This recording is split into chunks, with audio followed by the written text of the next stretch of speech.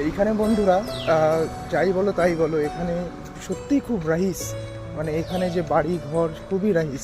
তার থেকেও বড় কথা, এখানে একটা খুব দারুণ জিনিস, এখানে তুমি বলতে গেলে প্রত্যেকটা বাড়িতে এখানে তোমার একটা করে ফোর হুইলার থাকবেই থাকবে।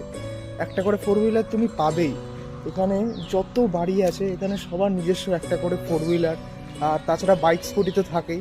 তোমাদের দেখাচ্ছি জিনিসটা, এখানে প্রত্যেকটা বাড়ির সামনে একটা করে ফোর হুইলার কি দুটো করে ফোর হুইলার রাখা থাকবে। তোমাদের দেখাতে পাচ্ছি বন্ধুরা, প্রত্যেকটা বাড়ির সামনে দেখো একটা করে গাড়ি।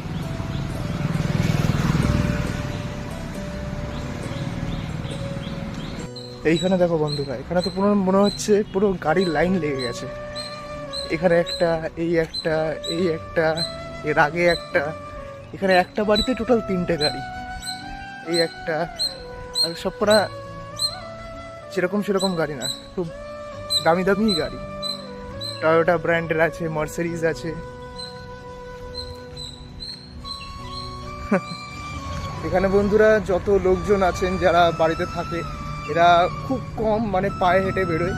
যারা বেরোয় তারা বেরোয়, এবার যারা আছেন বেশিরভাগ ফোর হুইলারই ইউজ করে।